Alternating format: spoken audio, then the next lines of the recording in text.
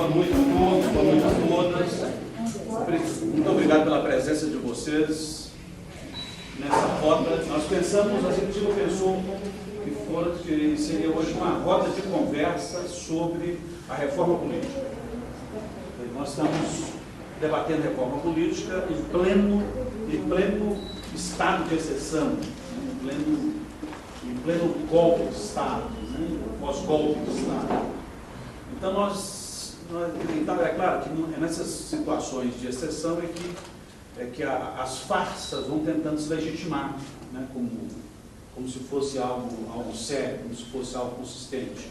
Então, por isso nós sentimos uma necessidade de juntar, de reunir aqui a nossa militância, as companheiras, os companheiros, para a gente falar sobre o tema. E nós pensamos em três convidados, uma convidada e dois convidados. Quem seria o convidado para nós hoje? Nós pensamos em companheiros que têm tanto militância prática, né, de político partidário, político parlamentar, institucional, e gente que é da luta, do movimento social, do combate, né? A nossa guerreira e companheira Bebel de São Paulo acabou de chegar, boas-vindas. E nós pensamos na figura que pudesse nos ajudar no debate da prática político-institucional parlamentar, o nosso companheiro Renato Simões, que é a prata da casa, que é da Executiva Nacional do PT, que está dominando, está acompanhando o debate, a reflexão, toda a busca da nossa Executiva Nacional, a Direção Nacional do PT. E a bancada, como é que ela está se orientando e se posicionando nesse debate. E pensamos em convidar alguém que também do nosso campo político, partidário. Você é petista também? Eu sei que você é da Fundação Pessoal Abramo. Então, convidamos o companheiro da Fundação Pessoal Abramo, que está pensando, refletindo, está estudando o tema, né, da reforma política, enfim, uma visão democrática, popular, ou de esquerda, que é o nosso companheiro Antônio Carlos. Eu queria dar as boas-vindas a vocês e convidar vocês três para vir para a mesa já. Pode sentar aqui. Executiva, a gente agradece demais o convite, vocês três terem aceito o nosso convite. A nossa ideia é trabalhar, né, até uns 15 minutos aí de exposição gravando vocês, e depois nós vamos tocar o debate com o plenário. Nós pedimos e convidamos a nossa companheira Paola, essa jovem, que vai nos coordenar aqui hoje, que é um sinal positivo, né, da gente da juventude nos coordenando, a nossa companheira da Executiva Municipal. E ela é nossa também secretária de Juventude do PT Campinas. Paola, por favor.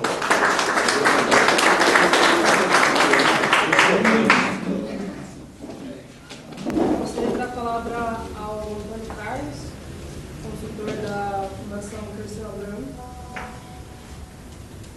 Bom, boa noite a todos e todas. Uma alegria estar aqui nessa sexta-feira, uma alegria enxergar o PT existindo e funcionando numa sexta-feira de chuva, num dia que podia estar todo mundo em casa descansando já e começando o final de semana, mas da luta a gente não se retira e mais uma vez a gente está aí para fazer um debate importante. Imagino que os companheiros mais antigos já devam ter visto centenas de debates, se não milhares de debates sobre a reforma política, e mais uma vez nós estamos aqui discutindo num momento difícil. Eu sou do grupo de conjuntura da Fundação Pessoal Abramo, a gente faz aí todo um trabalho de análise do que está acontecendo no país, do que está sendo proposto para os rumos do país, apesar de não ser muito bom os temas e as pautas que estão colocadas nesse momento, mas a gente precisa tentar aí alimentar a militância de uma quantidade de informação cada vez maior e de reflexões mais profundas que honrem a história do PT e que honrem a história dessa militância que, acima de tudo, tem como a soberania popular o seu principal objetivo, o seu primeiro objetivo. Minha ideia é conversar um pouco sobre vocês, conversar um pouco com vocês a respeito do que está sendo discutido, de como é que isso se enquadra nessa disputa ideológica, né? A reforma política, assim como qualquer outra das reformas que estão sendo colocadas, está num espectro de disputa política, de disputa ideológica, de disputa de modelo de sociedade, de modelo de democracia, e, portanto, é muito importante a gente saber o lugar que está localizado esse debate, né? A posição em que esse debate está localizado. O atual sistema de representação no Brasil, e aí eu vou recortar aqui dois elementos importantes da discussão da reforma política, até por conta do tempo, que eu acredito que são os mais estratégicos, que são o financiamento de campanha e a discussão do sistema proporcional, do distritão, do distrito light, do semidistrito, do distrital misto, da lista fechada. E, na verdade, eu vou recortar esses dois elementos para a gente poder tentar localizar a conversa nesse aspecto. Então, o sistema de representação democrática do Brasil foi consolidado na Constituição de 88, é o que a gente chama na ciência política de sistema proporcional em lista aberta. O que isso significa? O partido coloca uma lista de candidatos a parlamentares, o partido ou a coligação, no jeito que está vigente. Uma das propostas da reforma política é acabar com a coligação para a eleição de parlamentares. O partido coloca uma lista aberta à disposição da justiça eleitoral, à disposição do eleitorado, e as pessoas podem votar, tanto na legenda partidária, quanto no parlamentar, no nome do parlamentar específico. Quando ela vota no parlamentar, é muito importante, ela também vota na legenda. Não vota só a pessoa, né? Não por acaso todos os candidatos do PT começam com 13. Você vota primeiro no 13 e até aparece na urna eletrônica. Você aperta o 1 no 3, aparece lá, legenda do PT, depois os números específicos de cada um dos candidatos. A votação final, ela é medida, ela é apurada em dois aspectos. O primeiro aspecto que ela é apurada é o ranking dos deputados, dos parlamentares, de acordo com a votação nominal no deputado ou no parlamentar específico. Você faz lá quantos vereadores o PT tinha na lista aberta, pega a votação de cada um deles e faz um ranqueamento. Pega todos os votos que o partido teve, tanto exclusivamente na legenda, quanto nos parlamentares específicos, nos nomes específicos, você tem um número que a gente chama de coeficiente partidário. Aqueles 100 mil votos que o PT teve num determinado... Bom, vamos colocar 100 mil votos em Campinas para vereador, foi aquilo que o PT teve. Pega-se o número de cadeiras, o número de votos válidos e divide pelo número de cadeiras à disposição. O Estado de São Paulo tem 71 deputados, você pega todos os votos válidos do Estado de São Paulo e divide por 71. Você vai chegar no número de 200 mil. Chegar no número de 50 mil, vamos supor. Você chegou no número de 50 mil, o PT teve 100 mil votos. Automaticamente você tem 2 eleitos. São os 2 primeiros da lista. Por que a gente fala que o voto já é em lista? Apesar de ser aberto, ele já é em lista. Porque quem determina a lista é a votação. O sistema de lista fechada não é a votação que determina a lista. É o partido numa decisão anterior ao processo eleitoral. Ele determina, a posição histórica do PT é defender a votação em lista fechada, o partido determina o ranking. Então, o primeiro parlamentar é fulano, o segundo parlamentar... Na verdade, o ideal seria a primeira parlamentar é a fulano, o segundo parlamentar, e aí faz com a alteridade, com a alternância de gênero, faria a lista fechada. A conta é feita da mesma forma, e aí, ao invés de decidir os 2 mais votados serem eleitos, seriam os 2 primeiros da lista estabelecida pelo partido que estariam eleitos. Está claro? Qual é o nó do debate da lista? Muito difícil de entender. Para um sistema democrático, para a nossa democracia, que ainda está mais do que claro com o golpe de Estado dado em 2016, está mais do que claro que a nossa democracia ainda tem muita dificuldade para compreender esse processo. Mas, por outro lado, ainda que a gente esteja falando na lista aberta, há que se considerar a importância do partido e a importância da preferência partidária no processo eleitoral para as pessoas. Todo mundo tem clareza. E é outra coisa também que a gente precisa limpar do terreno. Se você vota no Tiririca e o número dele é 22, que, salvo engano, foi o último, todo mundo sabe que está votando no partido Tiririca. Ninguém tem essa coisa de, não, isso não... A gente às vezes menospreza a inteligência popular, a sabedoria popular. As pessoas sabem o que estão fazendo. Este sistema sistema ele ainda assim é vantajoso, porque o nosso sistema de lista aberta vigente, ele ainda assim é vantajoso porque ele beneficia o processo partidário e o processo dos candidatos que o partido coloca à disposição. Evidente que o de lista fechada, ele dá para o partido uma condição de fazer um debate muito mais qualificado internamente com a sua base, através de prévias, através de sistemas de decisão, de deliberação do partido, que seria um debate muito mais qualificado. Mas o sistema em lista aberta, ele já dá condições do partido fazer suas contas eleitorais e colocar aí à disposição candidatos que tenham condição de agregar valor, tanto para a candidatura nominal quanto para a candidatura do partido.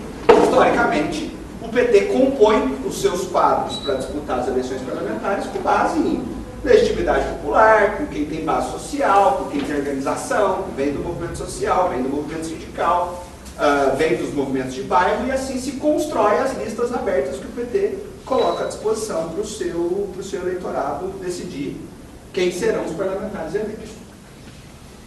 Há uma proposta que, na verdade, a gente tem que ficar se atualizando o tempo todo, porque os relatórios mudam com uma velocidade absurda. Mas a proposta que se consolidou, que foi a que passou por 17-15 na comissão na semana passada, que é a proposta que eles estão chamando de distritão.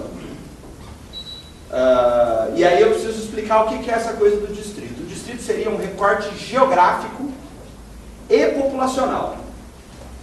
Ou seja, no estado de São Paulo, que tem X milhões de eleitores, são 71 deputados, você faria uma divisão de 71 distritos e cada distrito elegeria um deputado. Esse seria o distrital puro. Na votação específica do distrito, você tem uma mudança de lógica. A eleição não é proporcional, é majoritária. Então você escolhe uma região, um determinado bairro, de acordo com o contingente populacional daquele bairro, e ali vai ter 3, 4, 5 candidatos, as pessoas vão escolher um que vai ser o candidato eleito daquele distrito específico. O sistema americano é assim, distrital puro. A eleição para parlamentar ela é majoritária no distrito. Outra discussão é a discussão do distritão, que aí já é uma deturpação bastante razoável do sistema distrital. O distritão transforma o Estado, no caso das eleições para deputado federal, transforma o Estado num distrito. Então, no caso de São Paulo tem um número máximo de deputados federais, são 71 deputados federais, os 71 mais bem votados seriam eleitos. Quer dizer, Antônio, qual é a diferença prática que existe na realidade que a gente tem hoje? Por exemplo, se a gente tivesse o distritão em 2014, a diferença mudaria o quadro dos deputados do Estado de São Paulo em 4 deputados. A diferença seria de 4 nomes que não foram eleitos, teriam sido eleitos. Um do PCdoB, que é o Netinho, um do PDT, um do PRB ou PR e um do PSDB. Sairiam 2 do PT. No estado de São Paulo. Isso significa dizer que você vai falar, bom, mas é 2, talvez 2, não é diferente. Bom, é diferente. Não há dúvida que é diferente, porque você tem um fragoroso enfraquecimento do partido. No sistema distrital misto, que foi a proposta relatada pelo deputado Vicente Cândido, você teria metade dos deputados dividido em distritos, dos 71, vamos lá, 35 distritos, dividiria o estado de São Paulo em 35 frações, cada uma delas elegeria um deputado e uma lista fechada. Ou seja, no distrital misto a gente votaria 2 vezes para deputado. Uma na legenda pura, simplesmente na legenda, e uma entre aqueles candidatos do seu distrito. Renato vai explicar isso melhor que eu, não é uma proposta histórica do PT, é essa, não tem resolução do PT que decida o voto distrital misto, mas ainda assim é uma proposta até melhor que a proposta do distritão. Por quê? Porque se São Paulo a gente tem uma mudança de 4 deputados, no cenário nacional a gente teria 60% dos deputados federais hoje não teria voto sozinho para ser eleito. Eles precisam da legenda. Vai perguntar, por que essa diferença é tão grande? São Paulo tem um contingente populacional muito alto. A relação, o número de votos que um deputado, que um partido precisa atingir para fazer deputados, é o mais alto do país disparado. Mas tem um número mínimo de deputados, não é exatamente proporcional à população. Por exemplo, o estado do Amapá, que não tem, salvo engano, tem algo em torno de 1 milhão de habitantes, tem 8 deputados. São Paulo tem 70, mas está aí perto de 20 milhões de habitantes já. Oi? 20 milhões de eleitores, exato.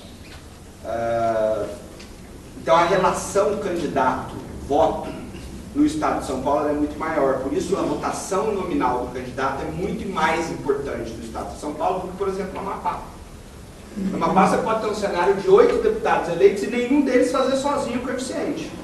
Nenhum deles ter votação sozinho para conseguir atingir esse número. O que representa dizer que localizar a discussão no estado de São Paulo é muito ruim para a democracia brasileira. Porque se a gente localiza a discussão aqui, a gente vai achar que não tem muita diferença, mas para o resto do país tem muita diferença. E aí sim a gente tem uma legitimidade afetada em locais que deputados vão ser eleitos com 30, 35, 45 mil votos, mas que não vão carregar consigo a votação que o partido teve naquele estado. Eles vão carregar só a votação deles. Afora dizer o tanto que o distritão enfraquece a lógica partidária, a lógica democrática. Esquece o partido. Esquece a decisão partidária. A gente não vai ter nenhum critério mais de decisão partidária. Apenas o partido decidir quem serão os seus candidatos ou não. Honestamente, eu não consigo achar nenhum argumento favorável ao distritão. Tenho críticas com relação ao distritão misto. E acho que, dentre essas opções que estão colocadas, já que a lista fechada parece não ter ambiente político para passar, a gente devia manter do jeito que está. E por que eu estou dizendo isso? Porque o nosso problema não é de sistema. O nosso problema não é de lógica institucional. Nós temos uma democracia fragilizada no país. E essa democracia fragilizada não por conta do nosso sistema eleitoral. Quando a gente ouve a palavra reforma, a gente sempre imagina que é para melhor. Você vai reformar a sua casa, ninguém vai reformar a sua própria casa para deixar a sua casa pior. Em tese, melhor. E aí as pessoas, reforma parece ser um negócio interessante, né? Eu não vou reformar para destruir, eu vou reformar para melhorar. Por isso que é reforma trabalhista, né? Melhorou. Para tentar convencer as pessoas que aquilo é uma coisa boa. E se a gente for falar de reforma política, eu acho que a gente tem que fazer um debate mais profundo e mais franco. Como é que nós vamos discutir reforma política com o judiciário decidindo se dá ou se não dá honoris causa para o Lula? Quantos ministros foram proibidos de ser nomeados ali às vésperas do golpe? Uma competência básica, uma premissa básica do presidente da República nomear ministro, um juiz de primeira instância vai dizer para o presidente da República quem deve e quem não deve ser nomeado. E eu estou colocando um exemplo, eu poderia citar a militarização da polícia, eu poderia citar o genocídio da população jovem negra, a gente poderia citar diversas coisas que nos dão uma noção muito mais profunda de que há um déficit democrático no Brasil. E que se a gente for discutir a reforma política, a gente tem que discutir maneiras de acabar com o déficit democrático e não de aprofundar eles. E no momento em que nós estamos inseridos, na história e na lógica que nós estamos inseridas, medir a democracia é praticamente uma piada. Nós vamos medir a democracia, como é que nós podemos medir a democracia? O presidente da República que está lá não foi eleito para estar lá. Que história é essa? A gente precisa ter muito cuidado, e eu acho que, apesar de todas as dificuldades, a gente tem que ser muito fraterno entre nós para poder fazer esse debate de forma sincera e honesta, porque muitas vezes a gente também se perde nessa coisa de fazer conta. A gente também se perde nessa lógica de tentar, mas aqui, de repente entrava um deputado aqui, entrava um ali, talvez não fosse tão ruim. Gente, vamos ser um pouco mais, eu acho que a gente precisa ser um pouco mais, ter um pouco mais de clareza no lugar onde as coisas estão colocadas. Essa reforma política, ela não é nem reforma nem política. Ela é uma alteração no sistema eleitoral que vai beneficiar os caras que deram voto no estado do país.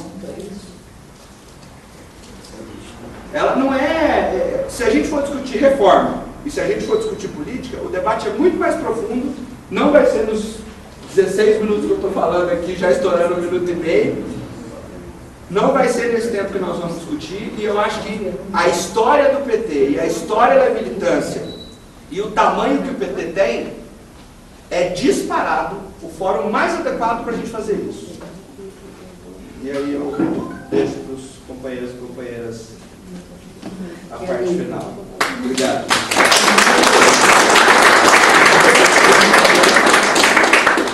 Muito obrigada, Antônio. Agora o Renato Simões, secretário de Desenvolvimento Econômico do PT Nacional.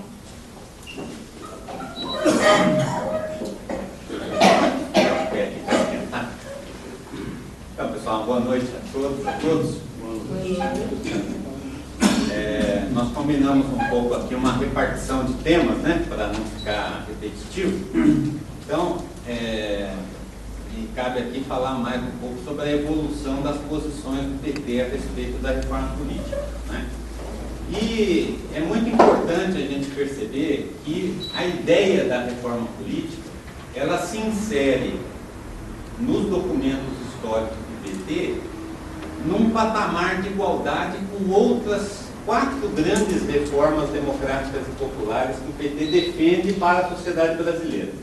O conceito de reforma democrática e popular, que vem das resoluções de estratégia dos anos 80 do PT, principalmente a partir do 5º Encontro Nacional, ele é de mudanças necessárias para alterar a correlação de forças, de dominação, de exploração sobre o povo brasileiro, no quadro de uma sociedade capitalista, mas que tem tal envergadura, tal força, que tensionam a própria estrutura capitalista da sociedade.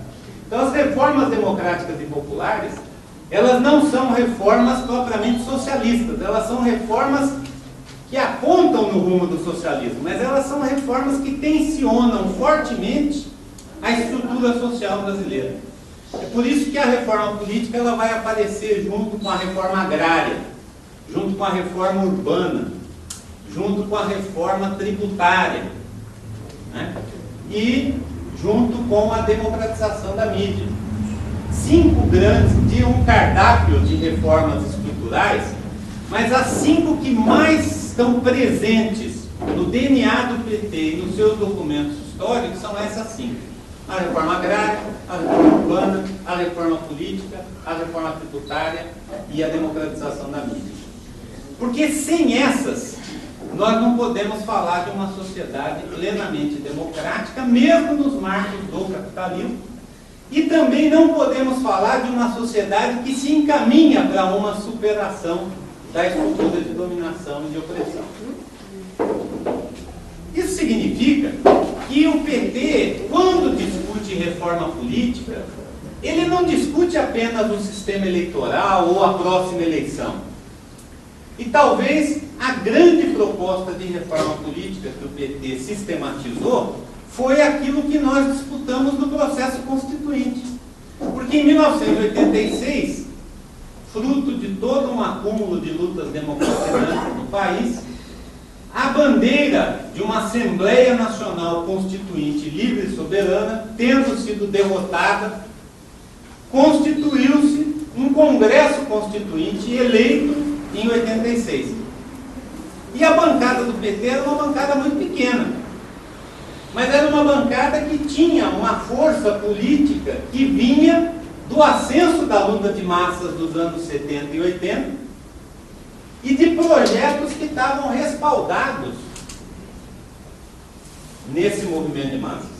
Portanto, quando a gente discutia a reforma política na Constituinte, com constituintes como Lula, como Plínio de Arruda Sampaio, como o Hélio Bicudo, né, como o Livro Dutra, e uma referência teórica fundamental para a esquerda, o Florestan Fernandes, nós estamos discutindo o quê? Nós estamos discutindo a reforma das instituições do Estado.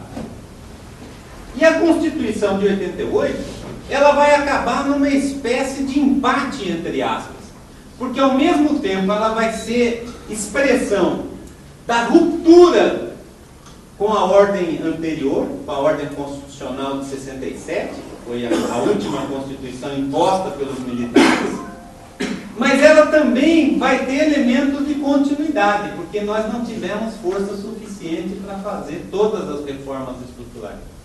Então é por isso que a gente tem esse dilema, né? A gente fala de uma Constituição cidadã que até hoje, o apelido dado pelo Ulisses Guimarães, que até hoje a gente tenta preservar em vários aspectos, mas o PT votou contra, né, o texto global da Constituição de 88, sua bancada registrou, porque nós tínhamos ao mesmo tempo os elementos de ruptura que vinham da nossa luta, da nossa contribuição, do ascenso da luta de massas, mas tínhamos também elementos de continuidade. Então, na ruptura, nós vamos ver o capítulo dos direitos humanos, dos direitos sociais, a estruturação do SUS, os direitos da criança e do adolescente, uma série de conquistas. Mas também nós temos a continuidade. E talvez seja na ordem política que nós vamos ter, na atual Constituição, os grandes elementos de continuidade. Porque a ordem política da Constituição de 88, ela é praticamente a mesma da Constituição de 46, e em alguns aspectos, inclusive incorporando elementos da Constituição dos Militares de 67. Então, quando o PT vai para a Constituinte, ele discute temas fundamentais da representação política. Por exemplo, nós queremos um Congresso bicameral ou unicameral? Para que a gente precisa de um Senado? Quais devem ser as funções de um Senado se ele tiver que existir? Deve haver uma Câmara revisora de outra Câmara no Legislativo, que é um dos papéis do Senado? E o Senado? O Senado tinha 2 senadores até os militares começaram a perder as eleições e inventaram o terceiro, né? Que nem era eleito, era o biônico. A gente tanto incorporou aspectos dos militares que a gente manteve 3 senadores, só que um passou a ser eleito na eleição seguinte, né? Por isso que a gente elege 2 numa eleição e 1 na eleição subsequente a cada 4 anos, né? É uma gambiarra com a Constituição dos militares. Então veja que nós tratávamos de princípios republicanos, alguns deles da Revolução Francesa, que a nossa Constituição não garante. O Antônio Carlos falou de um aqui. Princípio básico da Revolução Francesa: uma pessoa, um voto. Nós compomos a Câmara dos Deputados, que é a casa da representação do povo, em que não há esse princípio que os franceses conquistaram lá nas revoltas contra a transição do feudalismo para o capitalismo. Porque um voto no Amapá vale mais do que o voto do paulista aqui, porque a representação dos estados, ela não segue esse princípio básico, uma pessoa, um voto. Porque os militares fizeram essa grande distorção. Quando começaram a perder as eleições, congelaram a representação de São Paulo nos 70 e aumentaram a representação de estados do Norte e do Nordeste, onde eles tinham mais controle do voto. Transformaram os antigos territórios em estados e deram a eles representação na Câmara. Por isso que muitos saem daqui e vão se eleger prefeito, vão se eleger deputado pelo Sarney, né? Sai do Maranhão, vai para o Amapá, né? Tem um casal de deputados federais que moram em Manaus, mas uma é eleita pelo Acre e o outro é eleito pelo Amazonas, né? Distorções da democracia. Então, quando a gente fala de reforma política, nós estamos falando de como democratizar as instituições do Estado. E não há reforma que mais tenha sido tentada, de todas assim, e mais tenha sido derrotada, de todas assim. Porque nunca houve uma reforma política desde a Constituição de 88. E várias tentativas já se fizeram. Mesmo na Constituinte, nós perdemos as nossas propostas. Depois, houve várias propostas de parlamentares da esquerda para fazer reformas gerais ou pontuais. E a cada derrota a gente vai rebaixando o escopo da nossa proposta de reforma política. Você não consegue muito, então você tenta um pouquinho menos. Aí você baixa um pouquinho menos.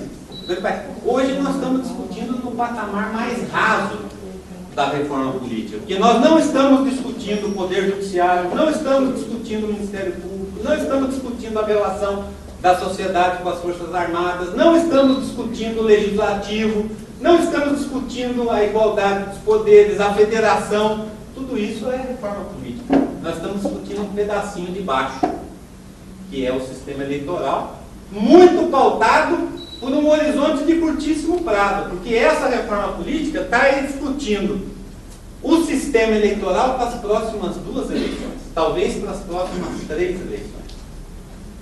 Porque um sistema para a eleição de 2018, um sistema para a eleição de 2020 e um sistema para a eleição de 2022. É isso que está sendo discutido no Congresso.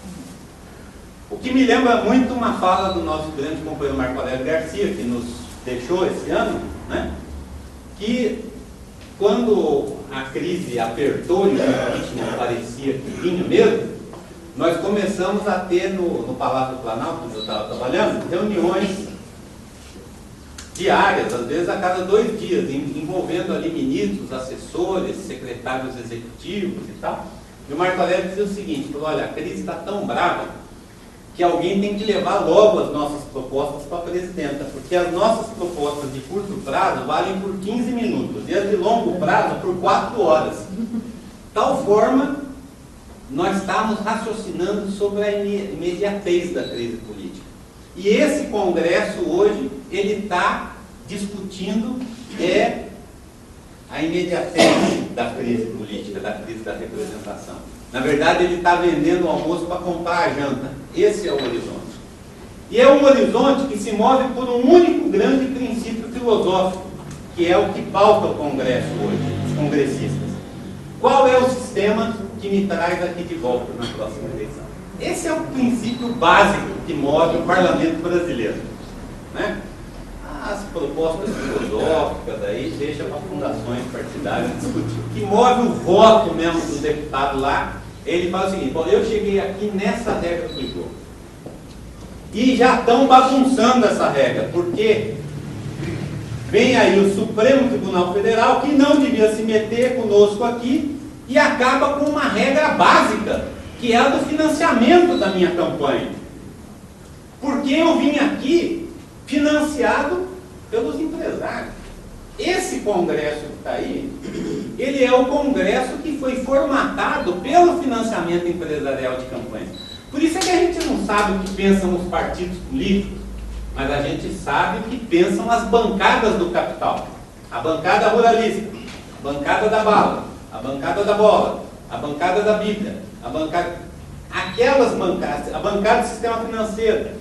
São aquelas bancadas que são formatadas não pelo voto popular, mas pelo capital que me financia. E isso já causou um estranhamento grande, porque se eu cheguei aqui com essa regra, como é que eu vou sobreviver sem essa regra? É por isso que 100% dos deputados hoje estão discutindo a questão do financiamento como a questão central desse processo de reforma política. Porque alguma coisa tem que se fazer, alguém tem que pagar para eu estar aqui de volta.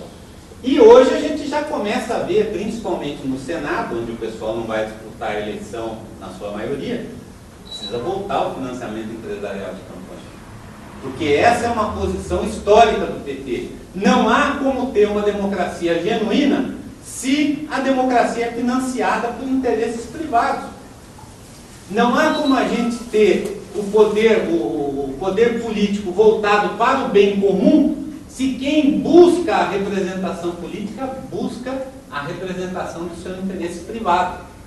E é por isso que hoje tem essa mistureba entre o que é interesse público e o que é interesse privado na política.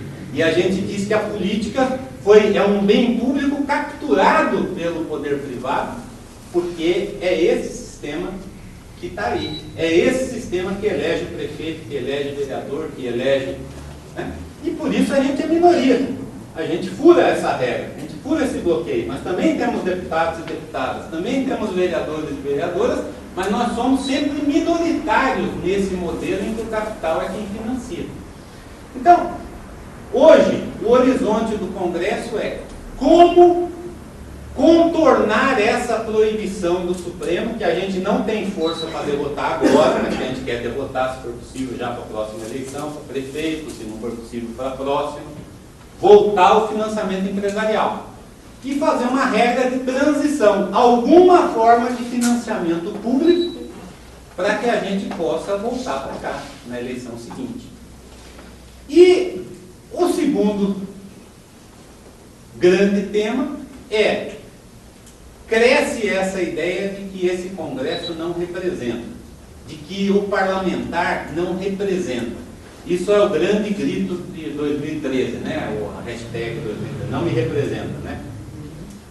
Pois bem, se não representa e os votos brancos e os votos nulos a cada momento crescem na sociedade, basta a gente ver na última eleição para prefeito e vereador aqui em Campinas, né? Uma metrópole, uma cidade politizada, né? Nós temos um prefeito eleito que não representa 30% dos votos da cidade. Imagine no sistema político como um todo. Então, concluindo, qual é a lógica de você mudar o sistema? É você enfrentar de uma forma criativa a grande repulsa que a sociedade hoje tem das regras do sistema político. E por isso, essa confusão criada por algum sistema que possa significar alguma mudança para as pessoas, para a observação das pessoas, desde que não fira o princípio fundamental de que eu tenho que estar aqui de volta para continuar deputado, que é o princípio básico do processo político brasileiro. Então, só para sintetizar, o PT ele se pauta desde o 3º Congresso, nesse debate de 2007, portanto há 10 anos, por 4 grandes propostas. Nenhuma delas a gente vai conseguir nessa reforma, né? Primeiro, financiamento público exclusivo de campanhas. Nós não vamos ter isso, nós vamos ter um sistema misto que não tem o financiamento empresarial, mas tem tetos tão elevados para doações de pessoa física que vão permitir que o poder econômico continue operando. Segundo, o voto proporcional com lista fechada pré-ordenada, em que você valoriza os partidos políticos e, terceiro ponto, a fidelidade partidária. Porque se você não tem voto proporcional, você não tem fidelidade partidária. Decisão do Supremo nisso é clara. Você tem fidelidade partidária para vereador e vereadora, para deputado e deputada, mas não tem fidelidade partidária para quem é eleito por voto majoritário. Prefeito, governador, senadora, esses não têm fidelidade partidária, que é o terceiro. E o quarto ponto, que é o fim das coligações proporcionais, que nessa reforma política pode passar, é a única das 4, pode passar para a eleição de 2020. Para essa eleição de 2018, não. Vai continuar havendo a possibilidade de coligações proporcionais. Então esse é o imbróglio, né? E se vocês não entenderam, não tem problema, porque os deputados também estão com grande dificuldade de entender isso. Então vamos ver.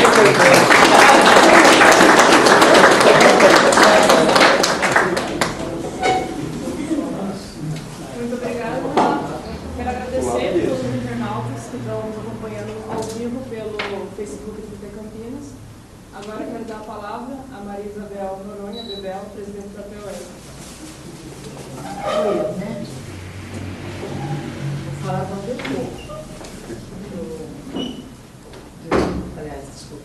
movimento social, né, que é a educação, a representação dos professores.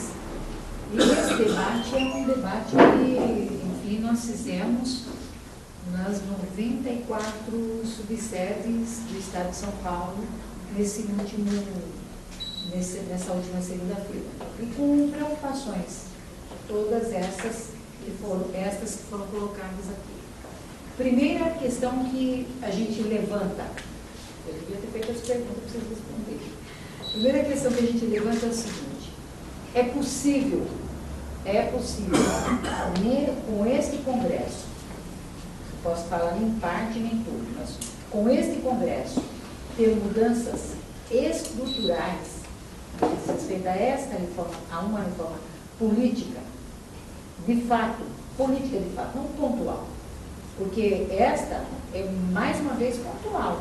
Você destaca a questão da forma de representação distrital ou não, acaba com a proporcionalidade e discute o financiamento, né?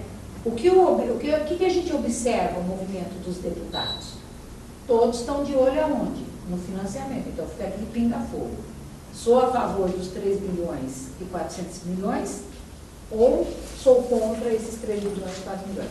A população está de olho nisso, porque tem lá um rombo de 150 bilhões de reais para este ano e para o ano que vem. Quer dizer, que se eu sou a favor, qualquer um dos parlamentares que disserem, eu sou a favor desses 3 bilhões, então ele está em descompasso com assinando a sentença. Está assinando a sentença, porque de certa forma eu não estou nem aí que essa população está se ferrando, tá certo? Que está desempregados, 14 milhões de desempregados, não estou nem aí, né? Mas quero garantir que eu tenho o dinheiro para eu poder, o Renato, voltar, né, na próxima legislatura. Então, a grande questão para nós é: há condições de fazer uma reforma política nesse momento?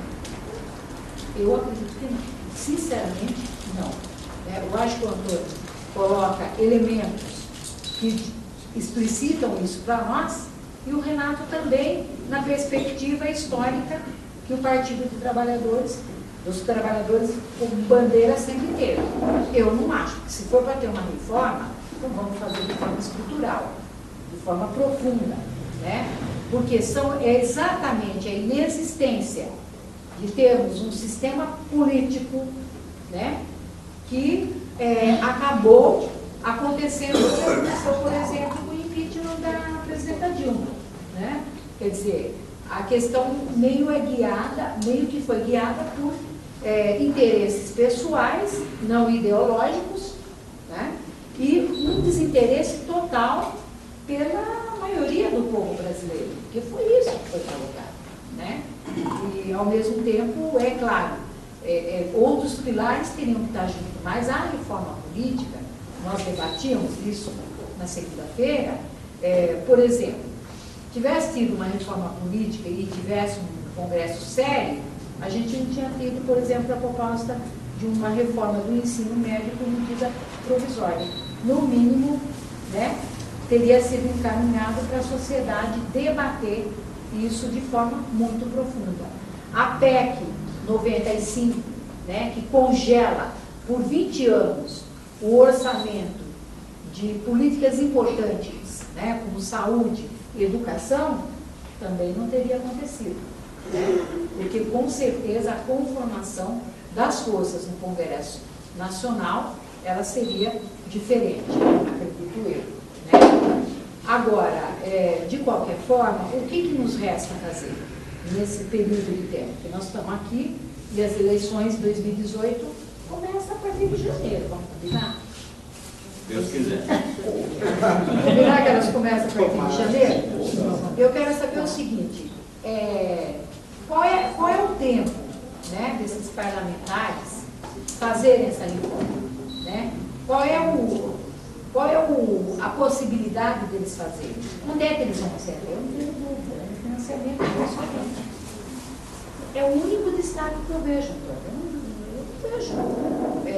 Eu não acho que eles mexam para lá, por lá, porque vai mexer muito. Agora, tem uma questão que, de fato, está colocada. É o seguinte, esses parlamentares que votaram, entre aspas, primeiro para tirar uma presidenta, a presidenta Dilma. Depois, aí, ao mesmo tempo, a ação política do governo ilegítima demonstra que a saída dela não alcançou, né, os objetivos de mudar, enfim, de ter crescimento econômico, garantir emprego, nada disso. Agora, esses caras estão marcados. Nós mesmos vamos pregar a cara deles em tudo quanto é poste, para ninguém votar nesses caras. Esses caras não podem votar. Tá certo? Agora, qual é a possibilidade deles votarem mediante o distritão? Eles votam pelo distritão? Podem votar? Podem votar pelo distritão. Então, nós temos que fazer um movimento. É isso que sobra para nós. Né? Um movimento como? A gente pede para manter isso que está aí e dizer, não, deixa as eleições acontecerem e vamos chamar um congresso que seja, no mínimo, competente para fazer essa reforma política. Eu estou falando de um olhar militante, não estou falando de um olhar de quem conhece o tema a fundo. Estou olhando aqui os impactos que nós sofremos, né, com esse congresso que aí está, né, e com as eleições que vão estar colocadas.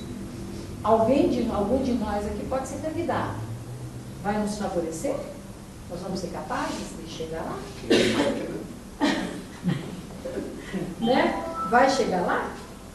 Eu acho que a gente vai desestimular muitas candidaturas. Né? Se a pessoa olha para mim que eu chegar, eu vou botar meu nome. Você está entendendo? Então, eu acho que vai ser um empobrecimento muito grande no que diz respeito mesmo à representação. Tá?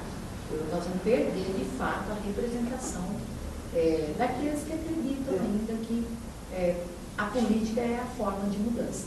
Eu acredito. Né? A gente trabalha diuturnamente aí, né? A gente não catequiza os professores, mas a gente fica na cabeça deles, olha, tem que votar para deputado, tem não sei o quê, aquela coisa toda. Será que nós vamos ter força, Sueli, de fazer isso em Campinas, ou em Sorocaba, ou em toda o estado de São Paulo? Vamos? Será?